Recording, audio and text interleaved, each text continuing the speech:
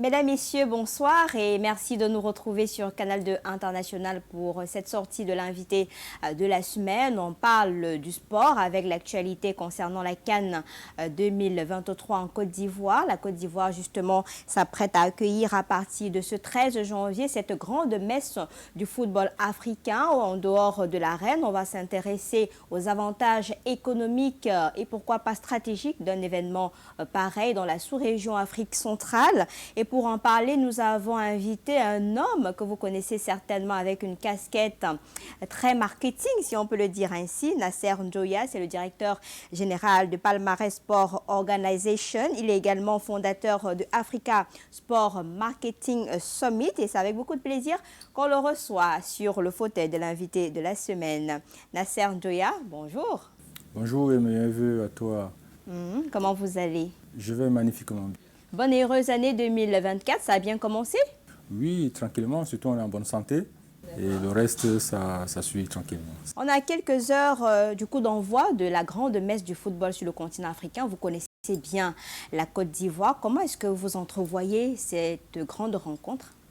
Je pense que la Coupe d'Afrique des Nations, c'est une messe sociale, avant même d'être une messe sportive, c'est une messe sociale et culturelle. C'est l'occasion qui donne à voir le foisonnement, la solidarité, le brassage de la jeunesse africaine et même au-delà. La Coupe d'Afrique va au-delà du football pour moi. C'est un événement qui a totalement sa place de façon stratégique, de façon humaine, de façon sociale en Afrique. Donc c'est la bienvenue. Vous qui maîtrisez un peu la Côte d'Ivoire, est-ce que tous les plats sont bien positionnés pour accueillir cette grande messe au regard de l'effervescence depuis quelques semaines au niveau de la Côte d'Ivoire et les villes concernées par ce sport-là? Nous échangeons avec le COCAN ivoirien depuis décembre 2022, où je fais l'un des voyages avec mon consultant Ali Aïssaoui, l'ancien directeur commercial de la CAF. Et durant toute cette période, on a gardé des échanges permanents avec le COCAN ivoirien. Je peux dire qu'ils sont prêts. Au niveau des infrastructures des stades, on l'a vu. Au niveau des animations également, j'ai une idée du contenu qui était prévu. Ils sont également prêts. Je pense qu'on aura une belle fête à la dimension de la Grande Côte d'Ivoire, qui est pour moi un pays un peu locomotive de l'Afrique francophone, qui doit toujours mettre un peu la dragée haute pour que les autres pays d'Afrique francophone ou même d'Afrique puissent les suivre. Il faut aussi préciser, puisqu'on va aborder un champ économique, que la Côte d'Ivoire fait partie du top 10 de l'économie africaine. Donc on s'attend vraiment à quelque chose d'un pays digne du top 10 de l'économie africaine. Pourquoi on présente donc la CAN comme une opportunité économique à ne pas manquer en Côte d'Ivoire? Déjà parce qu'on va dans un pays qui produit 75 milliards de dollars de PIB annuel, qui est dans le top 10 de l'économie africaine, qui présente beaucoup d'opportunités, qui a sur certaines matières premières un numéro 1 comme le cacao, numéro 1 mondial. Donc c'est une opportunité sur plusieurs plans. Déjà pour une nation qui peut, durant cet événement, faire du nation branding. Si je prends le cas, par exemple, pour un pays comme le Cameroun, qui va à la CAN, pour moi, il ne doit pas y aller à la CAN uniquement avec les Lions indomptables. C'est l'occasion, par exemple, pour la nouvelle entité, le GECAM, par exemple, et les autres entités industrielles du Cameroun, d'organiser des rencontres avec leurs pairs ivoiriens. Les cacaoculteurs camerounais peuvent profiter autour des matchs pour échanger avec les cacaoculteurs ivoiriens et voir comment améliorer leurs techniques et voir comment ils ont fait pour être le numéro 1 mondial et pouvoir gagner quelques rangs. Donc, c'est autour de ces matchs de football que le GECAM et son partenaire ivoirien peuvent ensemble voir comment intensifier les échanges. Combien d'entreprises camerounaises on y a en Côte d'Ivoire en tant que des grandes entreprises de pignon sur rue? Un peu moins. Donc cette compétition peut permettre cela, en termes de nation branding économique, de montrer que le Cameroun n'est pas qu'une nation qui va conquérir des trophées hors de son territoire, mais c'est aussi une nation qui peut aller conquérir des parts de marché hors de son territoire. Comment est-ce que nous, au Cameroun, on peut capitaliser? On a vu la CAN ici chez nous, on a eu des problèmes au niveau de véritablement gagner cette opportunité-là, maintenant que la CAN c'est en Côte d'Ivoire, comment véritablement permettre au Cameroun de capitaliser en Côte d'Ivoire au regard des personnes qui sont allées. On a des influenceurs qui sont partis, on a des lions indomptables qui sont partis, on a des opérateurs économiques que vous appelez à être sur le terrain, à faire des B2B. Comment véritablement rendre cela rentable pour nous? Il y a eu beaucoup de rendez-vous manqués durant la CAN camerounaise. Mais comme on dit, il n'est jamais tard de bien faire les choses. Donc, il faut que les Camerounais, et même les Africains, retiennent ces chiffres que je vais donner. L'industrie du sport dans le monde représente 800 milliards de dollars. Ça veut dire que c'est deux tiers du PIB de toute l'Afrique et 2% des échanges du business dans le monde. Donc, ceux qui disent souvent qu'on ne peut pas construire un pays avec le sport, ça me fait sourire. C'est vrai qu'on ne peut pas construire aussi un pays. Il y a d'autres problèmes. Oui, oui. Donc, et si on parle économie du sport, il faut se dire que l'industrie du tourisme, qui représente 3 500 milliards de dollars annuels, en 2022, a eu à comptabiliser le taux de remplissage des hôtels et des trafics aériens de janvier 2022 et de novembre-décembre 2022. Et qu'est-ce qu'il y avait en cette date-là? Il y avait la Coupe d'Afrique au Cameroun et la Coupe du Monde au Qatar. Le sport, c'est un grand booster pour le tourisme. Donc, il faut que chaque fois qu'il y a un événement comme ça, que nos lions indomptables de l'économie s'adossent aux lions indomptables du sport pour vendre le Cameroun. C'est organiser des plateformes d'échange, des ateliers, des forums pour pouvoir vendre la destination Cameroun. La CAN, pour moi, au Cameroun, avait des relents très politiques.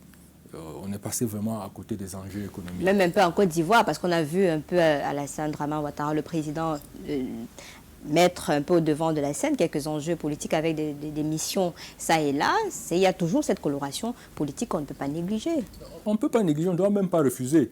Moi, je suis de ceux qui pensent qu'il ne faut pas en vouloir aux hommes politiques qui récupèrent les victoires. Parce que quand il y a la défaite aussi, ça leur retombe dessus. Donc, on les laisse récupérer les victoires. Donc, mais ici, il faut surtout dire que le Cameroun a de très bons rapports déjà entre les deux patronaux. Le groupement patronaux, ils ont de très bons rapports. Et c'est maintenant d'aller au-delà de la symbolique, au-delà des mots un peu vains comme la belle famille. Mais c'est de dire qu'est-ce qu'on va faire en Côte d'Ivoire. Quelle est la mission économique qu'on va faire en Côte d'Ivoire? Est-ce qu'on arrive, par exemple, avec une mission touristique pour vendre les destinations Cameroun, pour pouvoir grappiller des parts pour être plus visibles au sein de l'Organisation mondiale du tourisme? On y va pour pouvoir aussi apprendre d'eux de ce qu'ils font, par exemple, sur le cacao pour être numéro 1 mondial. On y va également pour pouvoir intensifier les échanges pour que nos grands capitaines d'industrie puissent ouvrir des entités là-bas, comme eux aussi ils ont ouvert chez nous. Là, c'est ce que, par exemple, le mouvement économique à un certain niveau plus élevé, à un certain niveau de nation branding peut faire. Mais il y a également des entités comme des petites et moyennes entreprises. Parce que pour moi, un événement comme la CAN parle à tout le monde. Ça parle à l'individu qui est allé là-bas visiter, assister au match, qui entre deux matchs, il a généralement 5 jours. Qu'est-ce qu'il fait? Il peut s'organiser pour faire de la prospection dans son Sur place alors, est-ce qu'il y a possibilité de faire une opération marketing sur place au Cameroun avec des entreprises, les médias, on reviendra sur les médias tout à l'heure, mais comment capitaliser au regard de la conjoncture qui est difficile? Et le défaut chez nous, c'est qu'il n'y a véritablement pas d'opération marketing. Vous qui êtes spécialiste dans le domaine, qu'est-ce qu'il y a lieu de faire? Parce que c'est quand même du 13 janvier au 11 février, c'est pratiquement un mois. C'est pratiquement un mois. En fait, ce qui peut être fait ici au Cameroun, que ce soit notamment pour les entreprises, il y a deux entités qu'on peut avoir. Il y a ceux qui ont des actifs marketing autour du sport, autour des lions indomptables et autour de la compétition. Mais ceux qui sont sur place, c'est-à-dire que ceux qui ont des bars, des restaurants, et les gens qui n'ont pas la possibilité d'être avec une téléphonie mobile ou une entreprise, mais qui sont là et qui voudraient véritablement être dans le bain de toutes ces activités. J'allais y arriver en fait. Ça, c'est un peu les petits commerces, comme on peut dire.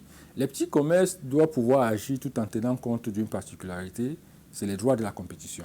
Donc, ils n'ont pas le droit d'utiliser tout ce qui est écrit CAN et ou les armoiries du trophée qui appartient à la CAF. Parce qu'ils peuvent être poursuivis en passant par la FECAFOOT qui est membre de la CAF. Donc maintenant, ça les ouvre le champ à d'autres possibilités. Au Cameroun, on a plusieurs communautés africaines qui résident et dont les pays sont représentés à la CAN. C'est les Maliens, c'est les Nigériens, c'est les Ivoiriens, les Sénégalais et autres.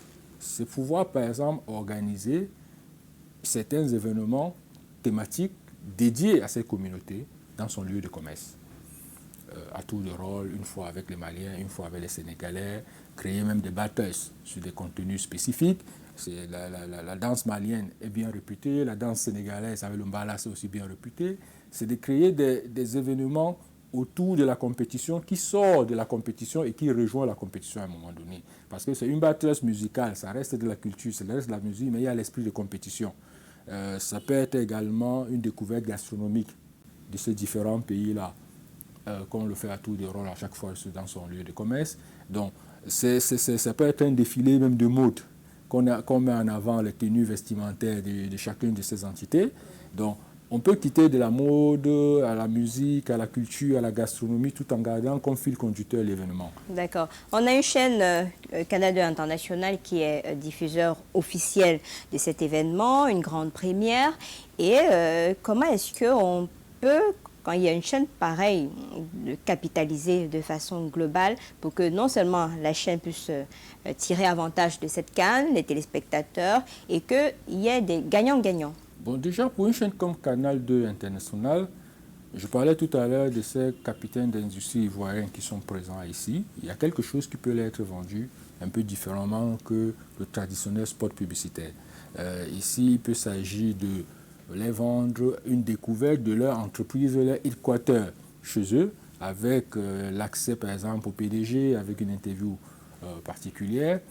C'est aussi l'occasion généralement pour un média comme Canal 2 International étant présent en Côte d'Ivoire, de renforcer ses contenus qui va au-delà du sport. C'est d'aller faire un papier sur le très légendaire Africa Sport d'Abidjan ou ASEC d'Abidjan.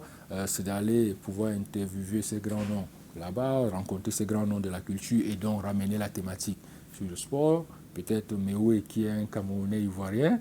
Donc c'est tenir compte de cela pour créer des contenus en allant sur plusieurs angles. C'est aussi utiliser ces droits, parce que les droits marketing semblent parfois figés, mais quand on les a, si on fait preuve d'ingéniosité, on peut capitaliser et doper son image.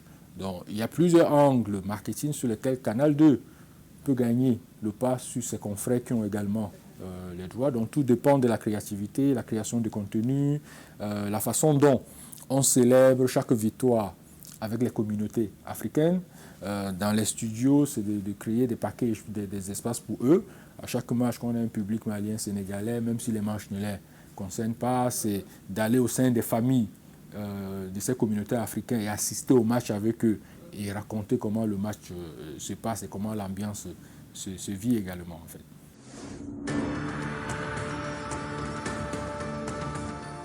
Aujourd'hui, c'est la 34e édition de cette CAN-là.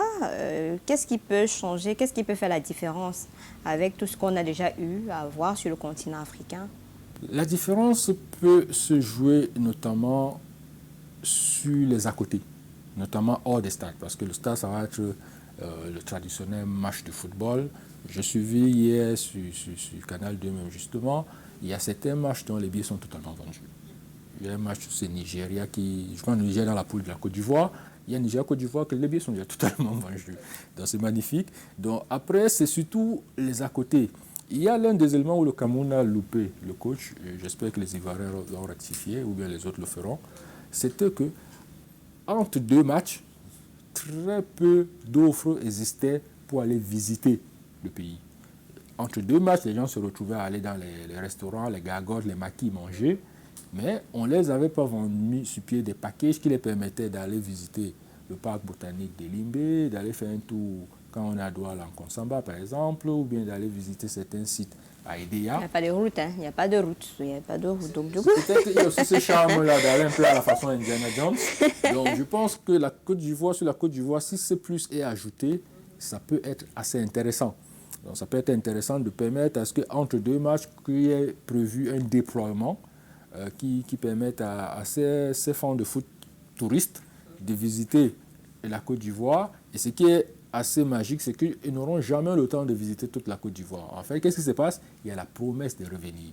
Donc, il faut donc qu'il y ait une entité qui ait pu capitaliser et capter toutes les bases de données, de manière à ce qu'au retour de l'île Piégeot au Cameroun, on a ses coordonnées, sa date d'anniversaire, les anniversaires. À un moment donné, on lui envoie des offres. Et il y a ce lien-là qui reste. Il y a ce lien marketing qui n'est pas coupé. Donc, il y a assez de belles outils qui ont sûrement été déployés là-bas, je l'espère. Quelles sont les erreurs à ne pas commettre dans une opération marketing autour d'une CAN, qui est cette grande messe du football africain? On a vu qu'il y a eu beaucoup de sollicitations en termes d'accréditation, de sollicitations des médias pour aller à Côte d'Ivoire. Moi, la première erreur à ne pas commettre pour une entité commerciale, c'est d'utiliser les sigles et les éléments de la CAF. C'est une erreur à ne pas commettre parce qu'on s'expose aux poursuites judiciaires. Et l'autre chose à ne pas commettre, c'est de faire comme les autres. Il faut être original, qu'on soit un média ou une entreprise. Il faut aller sur des sentiers battus. Il ne faut pas faire du classique, en fait. Parce que quand on a... Et tout le monde fait du classique. Quand on regarde les entreprises aujourd'hui, c'est que, bon, on prend 10 personnes, 20 personnes, on va se balader et puis on revient. Il n'y a véritablement pas quelque chose de nouveau. C'est dommage. Et c'est aussi le rôle des entités marketing comme nous, qui consultent et que certains ne consultent pas, c'est de les apporter de l'innovation. Une agence de communication, une agence de marketing, c'est la créativité. Donc, il y a des approches qui peuvent être faites. Aller et revenir avec un groupe de personnes, c'est bien, c'est banal, mais on peut y ajouter quelques ambassadeurs. Si on y arrive là-bas et que entre la visite, il y a un ambassadeur de la marque qui s'appelle Didier Drogba et qu'on déjeune avec lui, ça semble un peu plus différent. Si on a prévu par exemple un pèlerinage peut-être autour de la tombe de Laurent Pokou, qui est un peu le Roger Mila ivoirien, ça change un peu des choses. Donc il faut y apporter un peu de l'originalité pour pouvoir émerveiller son public, sa cible et ses consommateurs. Ceux qui sont restés ici au Cameroun et que les Lions indomptables sont impliqués dans cette compétition, il y a le premier match contre la Guinée le 15 janvier. Sur le plan marketing, on fait quoi? Pour ce premier match? Pour d'autres rencontres concernant le Cameroun, parce que au-delà, par exemple, je suis là avec une tenue de El Dabo, il faudrait créer vraiment de l'émulation avec une opération marketing derrière. Pour ceux qui sont restés sur place, qu'est-ce qu'il y a lieu de faire pour que ces moments-là soient des moments capitalisants? Je vais essayer de synthétiser ce que j'ai évoqué un peu en amont. En employant juste une entité, parce qu'il y a plusieurs, chaque entité a sa façon de se déployer selon sa cible. Si je suis un commerce public qui vend un produit à tout le monde, peut-être la boisson, de la gastronomie, ça me donne de l'opportunité, comme je disais en amont, d'organiser peut-être des séances de défilé de mode avec des tenues traditionnelles de chaque pays sur mon site. Et ça me donne aussi la possibilité, par exemple, de faire des menus spécifiques. Par exemple, lors d'un match Cameroun-Sénégal, j'offrirai, par exemple, un menu varié sénégalais et camerounais. Je crée une battle gastronomique lors de chaque match. Je peux décider qu'à chaque match, par exemple, Cameroun, je ne sais pas si c'est Guinée ou Gambie, j'essaie d'apporter un peu de plat gambien. Et notre dernier match avec le Cap-Vert, je peux faire une exposition des sites culturels de le Cap-Vert, raconter un peu l'histoire du Cap-Vert et apporter un ou deux éléments de leur gastronomie sur mon site. Donc, c'est tenir compte un peu de ces paramètres, c'est même apporter des éléments de décoration sur son site selon les matchs phares, même si ce n'est pas que les matchs du Cameroun.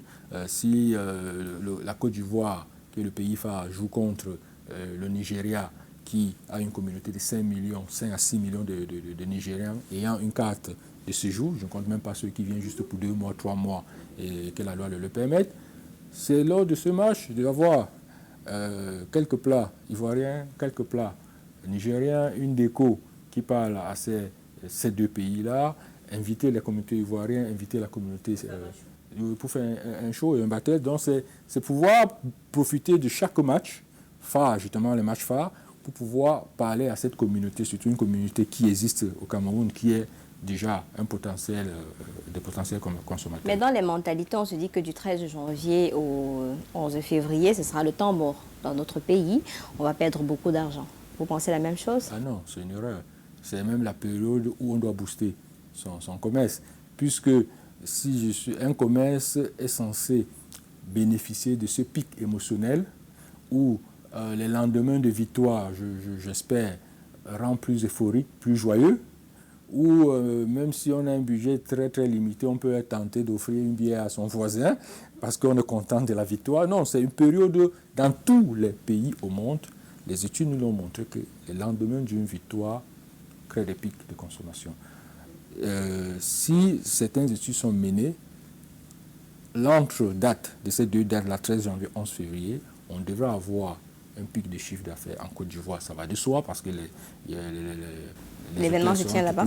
Et même ici, localement. Mais tout dépend des actions qui sont faites. Si on ne fait pas d'action, on n'a pas de résultat. Si une marque de boisson n'a fait aucune opération marketing, il va vendre juste ce qu'il pourra vendre. Mais alors que s'il avait fait une action marketing, une promotion, des gains qui y sont joints, les revenus seront un peu plus exponentiels. Si un commerce ou bien un nightclub ou un snack bar n'a pas prévu des actions marketing, ça va de soi qu'il ne pourra pas gagner. J'ai évoqué nightclub là, mais c'est une occasion. Tous ces pays ont des répertoires d'artistes assez riches. Donc imaginez chaque jour de match, un nightclub, le DJ met en avant la musique des deux pays qui ont joué ou les pays phares qui ont joué. S'il communique en avant sur les réseaux sociaux, il peut avoir une clientèle assez plus dense.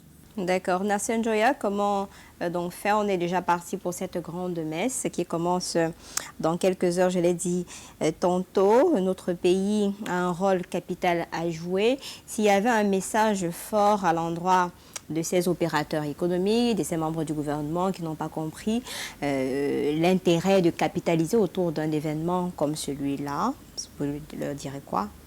Je leur dirais ce que je dis tous les jours, c'est d'arrêter de prendre le sport comme un divertissement, d'arrêter de prendre le sport comme un prolongement du champ politique et d'expérimentation du tribalisme et de le prendre véritablement comme un levier économique.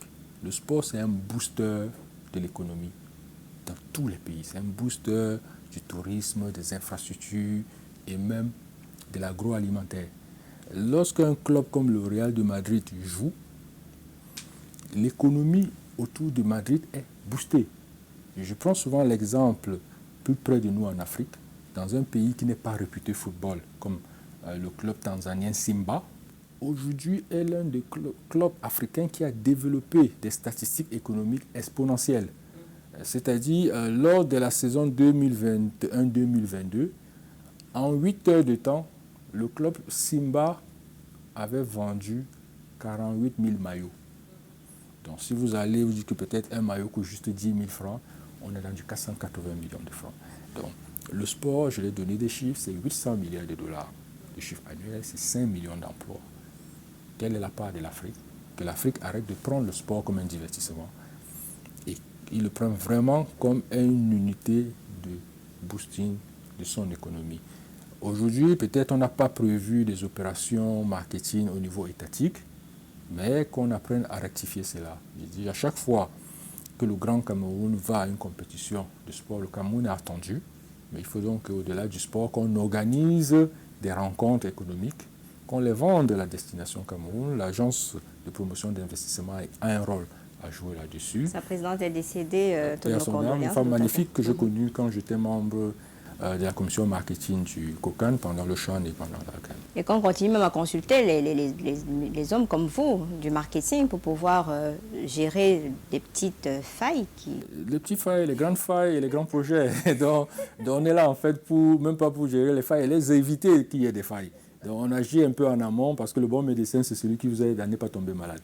D'accord, c'est la 34e édition de la CAN en Côte d'Ivoire, CAN 2023. 24 équipes, 52 matchs dans pratiquement 6 stades. C'est toute l'Afrique entière qui va vibrer du 13 janvier au 11 février. On espère que le Cameroun se retrouvera en finale pour capitaliser davantage à la fin de cette rencontre. Nasser Njoya, on va vous dire merci d'avoir accepté notre invitation. Vous me regardez comme si vous avez quelque chose encore à dire. Non, je dois dire bonne chance aux Lions. C'est la moindre chose que les Lions nous ramènent une belle victoire ou un beau parcours qui va donner de l'espoir et booster l'économie. Le match des Lions, c'est le 15 janvier face à la Guinée. On espère que ce sera une très belle sortie des enfants de Rigobert Sombanag, le sélectionneur manager de nos Lions indomptables. Nasser Njoya, directeur général de Palmarès Sport Organization, fondateur de Africa Sport Marketing Summit. Ça a été un plaisir de vous avoir dans l'invité de la semaine. Plaisir partagé, et je remercie les responsables du restaurant Marokia qui nous ont accueillis. Je voudrais donc profiter aussi pour dire merci donc justement à Marokia qui nous reçoit pour cette sortie extraordinaire. Ça fait partie de ce brassage culturel. On parle de l'Afrique et le Maroc, c'est un pays frère et ami du Cameroun. Et c'est avec beaucoup de plaisir qu'on reviendra ici avec d'autres invités. Pourquoi pas? Marokia, c'est chez vous. Mesdames, Messieurs, ça a été un plaisir d'être des vôtres pour cette autre édition de l'invité de la semaine sur Canal 2 International. La grande messe du football démarre sur les antennes de Canal 2 International, diffuseur officiel. L'équipe est mobilisée du côté de Abidjan et bien d'autres villes pour permettre de vivre minute by minute ce qui se passe en Côte d'Ivoire. Rendez-vous, si Dieu le veut, à une prochaine édition.